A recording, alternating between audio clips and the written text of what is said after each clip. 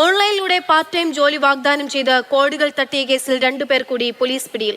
തമിഴ്നാട് സ്വദേശി രാജേഷ്, ബംഗളൂരു സ്വദേശി ചക്രധാർ എന്നിവരാണ് അറസ്റ്റിലായത്.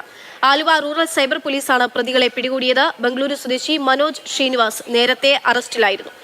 രാഗിൻ വിവരങ്ങളുമായുണ്ട്. രാഗിൻ, ഓൺലൈൻ വഴി ഇവരെങ്ങനെയാണ് ഈ ജോലി തട്ടിപ്പ് നടത്തിയത്? തട്ടിപ്പ് പുറത്തറിയുന്നതും പ്രതികൾ പിടിയിലാകുന്നതും എങ്ങനെയാണ്? കോടിക്കണക്കിന് രൂപയുടെ തട്ടിപ്പാണ് ഇവർ നടത്തിയതെന്നാണ് എറണാകുളം റൂറൽ സൈബർ പോലീസ് വ്യക്തമാക്കുന്നത്.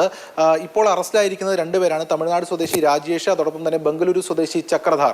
ഈ 2 പേരെയാണ് ഇപ്പോൾ പിടിയിലായിരിക്കുന്നത്. നേരത്തെ ഈ കേസിൽ ഒരാൾ പിടിയിലായിരുന്നു. അത് മനോജ് ശ്രീനിവാസ് എന്നയാളാണ്. ഇവരുടെ തട്ടിപ്പ് രീതി എന്ന് പറയുന്നത് ഈ ഓൺലൈനിലൂടെ തൊഴിൽ വാഗ്ദാനം ചെയ്ത്, അതായത് യൂട്യൂബിൽ ലൈക്ക് ചെയ്താൽ ഇത്ര രൂപ കിട്ടും, അതോടൊപ്പം തന്നെ ചെറിയ തുക നിക്ഷേപിച്ചാൽ വലിയ തുകയിലുള്ള ഇൻട്രസ്റ്റ് കിട്ടുമെന്നൊക്കെയാണ് ഇവർ ആളുകളെ പറഞ്ഞ് വിശ്വസിപ്പിച്ചിരുന്നത്.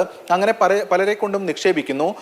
അങ്ങനെ നിക്ഷേപിക്കുന്ന ഘട്ടത്തിൽ ആദ്യം കൃത്യമായി തന്നെ തുക നൽകുകയായിരുന്നു. അങ്ങനെ വിശ്വാസം ആർജിച്ച ശേഷം കൂടുതൽ തുക നിക്ഷേപിക്കുകയും അതിനുശേഷം GST ഉൾപ്പെടെയുള്ള കാര്യങ്ങൾ കൊടുക്കാനുണ്ട് എന്ന് പറഞ്ഞ് അതിൻ്റെ ഇനത്തിലും പൈസ തട്ടിക്കുകയുമാണ് ചെയ്തിരിക്കുന്നതെന്നാണ് പോലീസ് വ്യക്തമാക്കുന്നത്.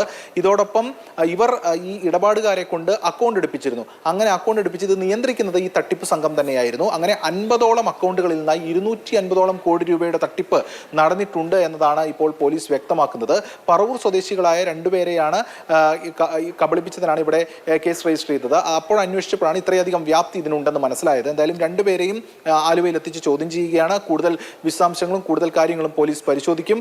കസ്റ്റഡിയിൽ വാങ്ങി വിശദമായിട്ടുള്ള തെളിവെടുപ്പ് ഉൾപ്പെടെയുള്ള കാര്യങ്ങളും ആലുവ റൂറൽ പോലീസ് നടത്തും. ഓൺലൈനിലൂടെ പാർട്ട് ടൈം ജോലി വാഗ്ദാനം ചെയ്ത് കോടികൾ തട്ടിയ കേസിൽ 2 പേർ കൂടി പിടിയിലായിരിക്കുന്നു.